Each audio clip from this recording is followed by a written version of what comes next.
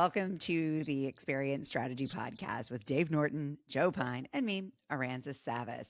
I've been laughing a lot lately at the fact that every time I open social media, the first phrase I see is, "You're doing it wrong," or Right. "Death of." Right? Like, Right. I think AI has written everyone's content, and so now it all sounds the same, which is a shame. Right. Yeah. But it's only highlighting what's been the case for a very long time. We are using really alarmist storytelling to point to very obvious issues. So we're going to talk about that a little bit today. The first article we have on TAC today is from Swift ERM. It is about autonomous individualization. The title of theirs is appropriately "Death Yeah. of the Segment: Why Absolutely. Personas Are Killing Personalization." Meanwhile, over at Forrester, we have Audrey Chi Reed, a principal analyst, saying, "Your personas are outdated. It's time to evolve your approach." She's a little more serious, but they're saying the same thing about two slightly different but totally related ideas. Personas and segmentation, both around the conversation about what does personalization mean in this time where we have more data than ever before. We have more discretion with how to use that data, more automation available to us, higher expectations from customers than ever before. And we're just out there trying to create experiences that make money for companies and make our customers happy. So that's what we're going to talk about today. Dave, you kicked this conversation off, so I'll let you start. Yeah. So, like you, I'm seeing a lot of articles these days, the death of, like you said. I'm seeing a lot of articles and a lot of posts on LinkedIn about the persona is dead. Yay. Now, yeah, anybody who has been listening to our podcast or has worked with Stone Mantle in the past knows that this is something that we have been bringing to the fore for a long time. Okay. And I like to start with, you know me, a little history lesson. Okay. The term persona was really kind of generated 1999, 2000, 2001 as a design thinking technique to help engineers within an organization think more like their customer. You mean it wasn't for Okay. marketers? No, Really? it wasn't. Wow. You know what? It wasn't. And what happened over time is that language, it worked. It helped engineers Right. to think more like their customers, which we all needed at Yep. the time. Yep. But then over time, it became merged with segmentation. And the reason why companies segment is because they need some kind of stable determinant for what their market looks like. And over the years, they've come up with all of these different stable determinants. Like they could say, geographically, this is my area. So that's my stable determinant. Demographically, I'm going after women. That's my stable determinant. Segmentation is basically, we can find these people, we can identify these people, and because we've identified them, we know we have a market. That's really what segmentation has been about.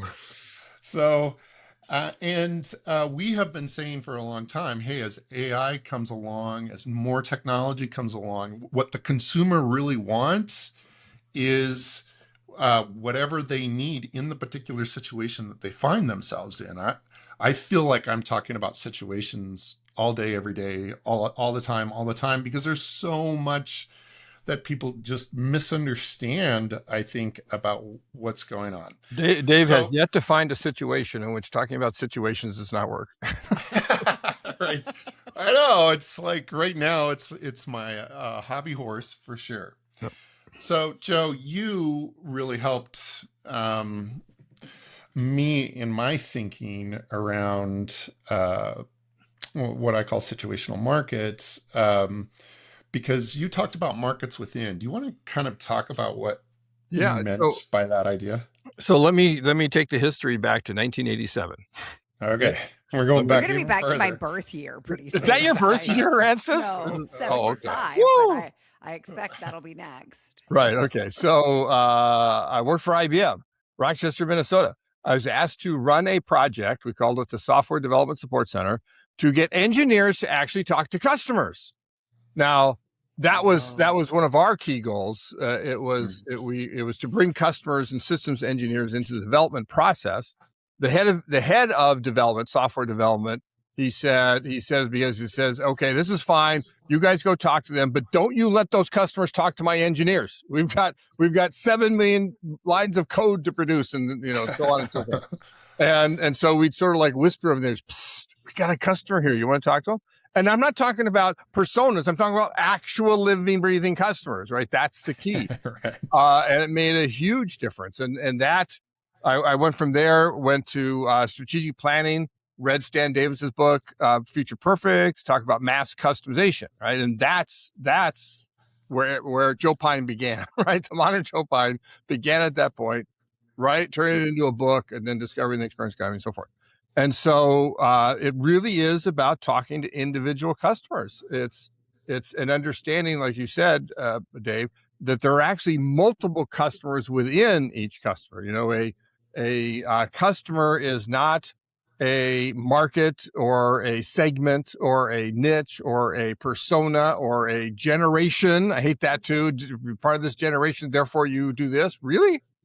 And a customer is an individual, living, breathing person, and we need to understand them as individuals, and not just market to them as individuals, but actually make our offerings to them customized, a superset of personalized, in my parlance. And then the idea is that we've gone from a mass market. You think Henry Ford, everybody's part of the mass market. Then we went into segments, right? It was really Alfred Sloan who did that with General Motors, with a car for every person, for every purpose, versus Ford's, you can have any color car you want as long as it's black. And then we went into niches, which sort of started, the automobile industry started with the minivan that was neither a van nor a car. What was it? We didn't know, but people loved it.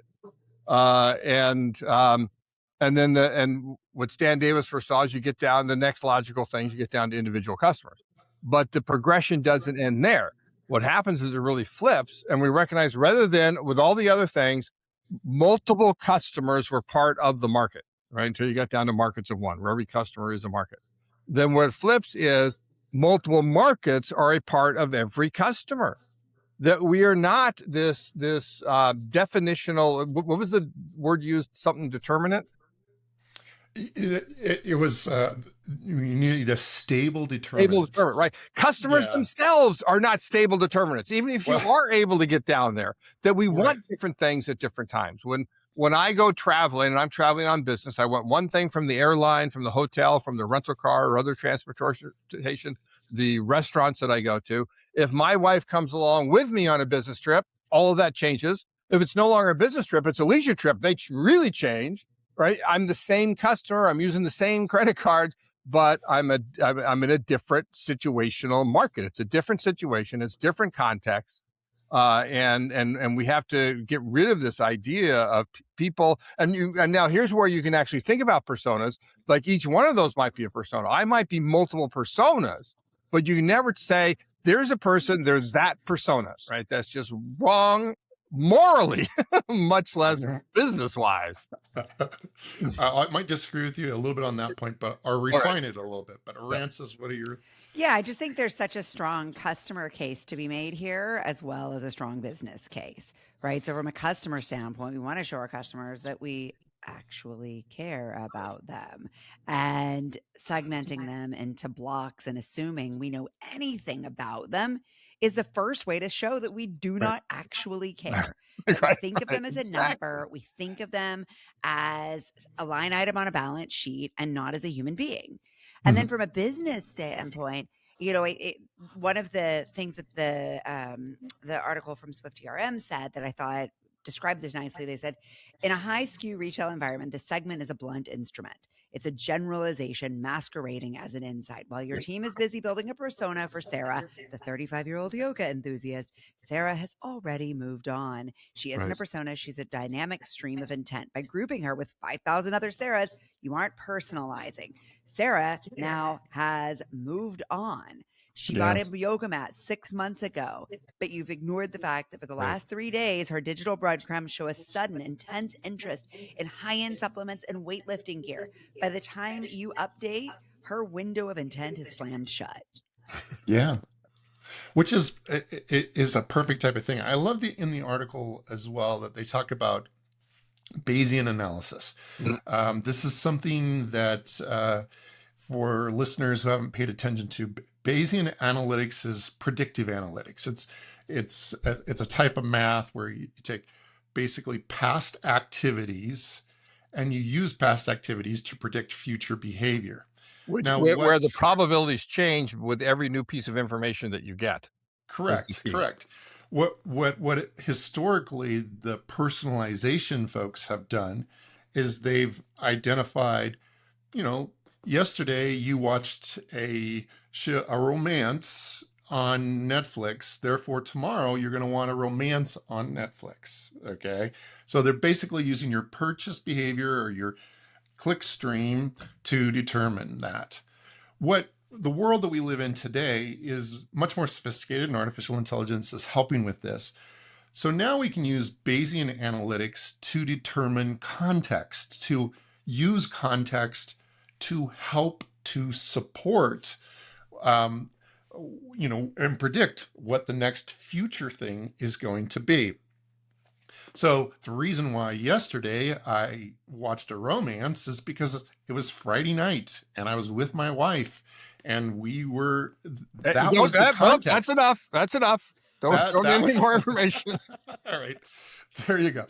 So that's the context. And what's interesting is that Friday nights can be very predictive of a lot of people's behavior.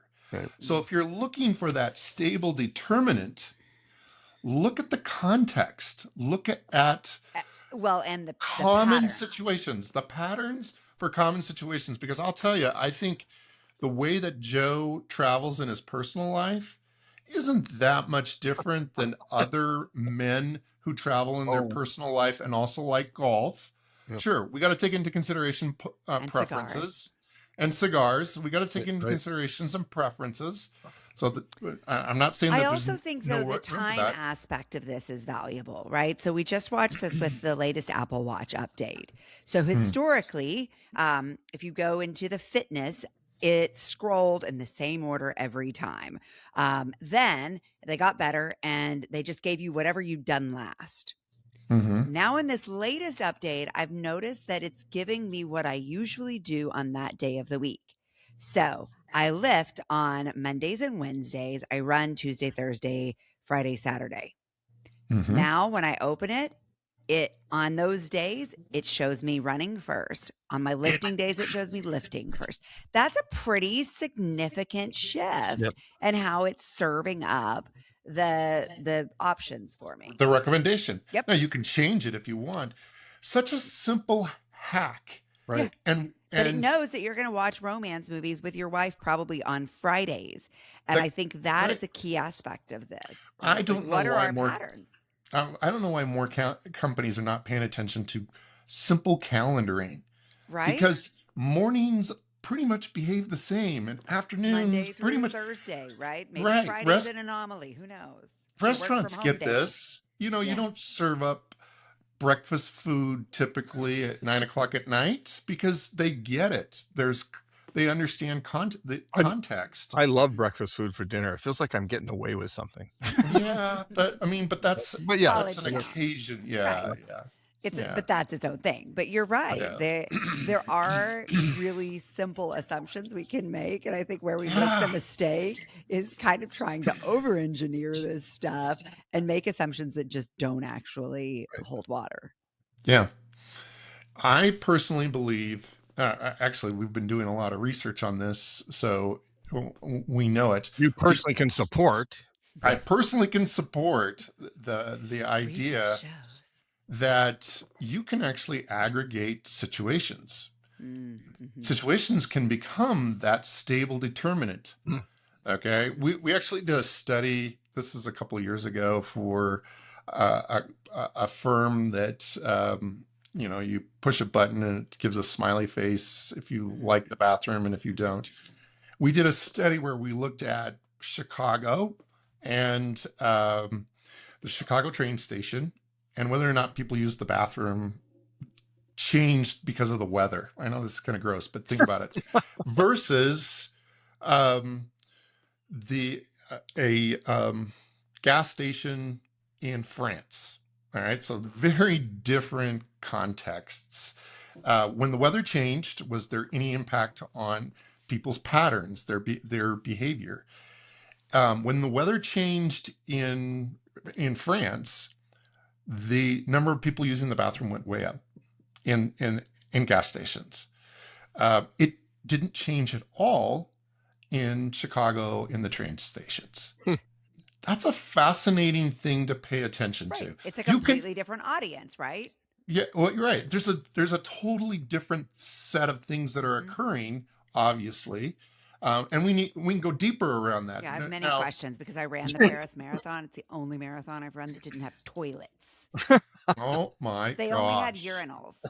barbarians, No, they all of only had them. urinals. Half of the population running this race, 20,000 of the people running it, needed to sit to pee. How? They had one toilet and like 100 urinals. Those sexist pigs. Well, I wasn't going to say it, but I think like they were Yeah. really designing for an imaginary audience there. Yeah, they had a persona. They had a persona. It and does, the remind me guy too. who bought Yeah. the toilets, the exactly. renter. Yeah. Yeah, the first time I went into the American Girl place, men's bathroom, they had products that men can't use that women sometimes needed. And because obviously they had turned a women's bathroom into a men's bathroom when they realized that fathers loved seeing their girls' eyes light up and buy American Girl stuff too. Yeah. Interesting. Yeah, I so wondered if maybe they had done it because they were dads, but hopefully not at that age. The girls don't need to go Yeah. to daddies. Yeah, that would be Though right. the age of We- American we puberty digress. has reduced Yes. drastically. We digress. So I think one of the things that we're saying in part is that companies, in order to identify a market, in order to grow, there have to be certain things that they can count on. Mhm. And one of the things that and I think this article does a great job, like technology is making it possible for Yes. you to do some of the things that Stan Davis was talking about way back in the 90s. And it's just taken a long time for technology to get there. So we now have the technology. We can no longer use the excuse that we can't do one-to-one type of things. We certainly should be able to do that kind of thing. But if that still seems scary to the company, think about aggregating situations. Really, think about it. And I don't like to use the word moments because I love moments and I care about moments, but the term has become burdened by 20 years of design thinking, language, that when you say, moment, somebody thinks immediately, well, it's a retail moment number 1 and retail moment number 2 and retail moment number 3. That's not what we're talking about. We're talking about something that's far more organic, far more contextual. And so I think situations works better. And based on customer in, not retail outlet out or product out. Right. Mhm. Customers have access to the same AI. They can customize their experience just as easily as you can customize it for them. So, they'll set it up for their context every They'll single now time. vibe code their shopping experience. Yeah, absolutely. I do. We have a lot more power, and we expect a lot more if we're going to give somebody our money. Yeah. Exactly. All right, guys. Speaking of giving money, let's talk about luxury wellness on the next episode. What do you think? Sounds All great. All right. All I'm right. up For for those that. of you listening, find us over at the Experience Strategy Podcast or Substack and podcast and all the places. Or you can connect with all of us on LinkedIn. We'd love to hear from you. All right. You want to just keep rolling? Yeah, let's just keep rolling. Rolling. All right. I know. Let's see what we're going to talk about. Rise of wellness travel. Been rising for a while. I know. This is a year old, too. Oh, it is. Yeah. Oh, it is? Yeah. It is? Yeah, Oh, I thought it was 2025. I thought it was more recent. Sorry about that. Do you want to talk about something more recent? I mean, Let me it's see. Let me just see what comes up with wellness tourism.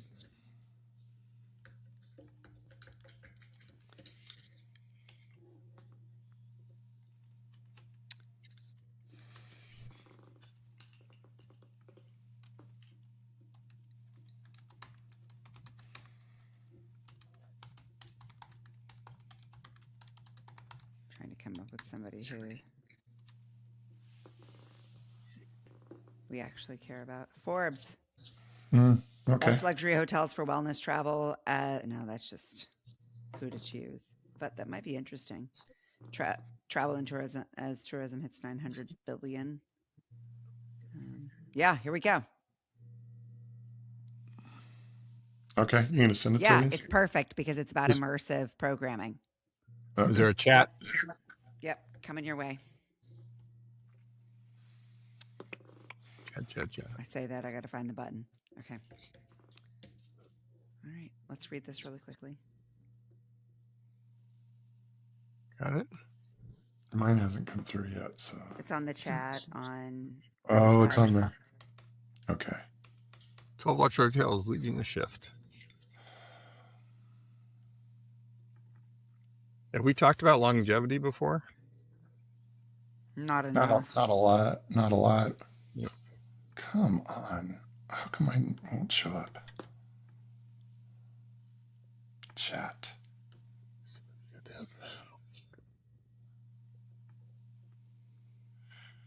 It is not Aransas showing up on mine. Can you resend it? Yeah, let me send it to you via text. I might have gotten it. I'm not as impressed with the latest update of Riverside. It's crashed on me multiple times. Oh, no. So it's part of the reason why I don't want to. Interesting thing here is that they got the Aria Resort and Casino in Las Vegas is one of the examples here, which you don't expect.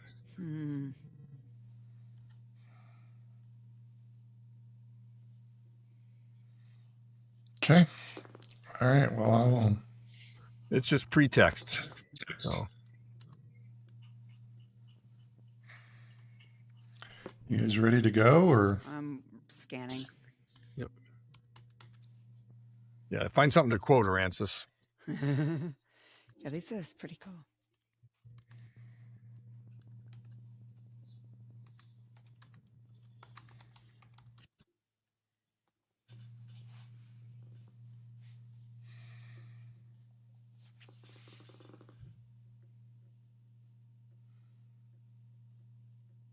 Mm-hmm.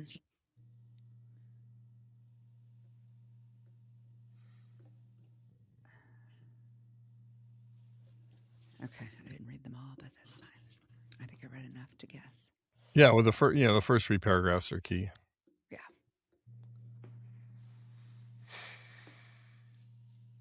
All right, ready when you are, guys. Okay.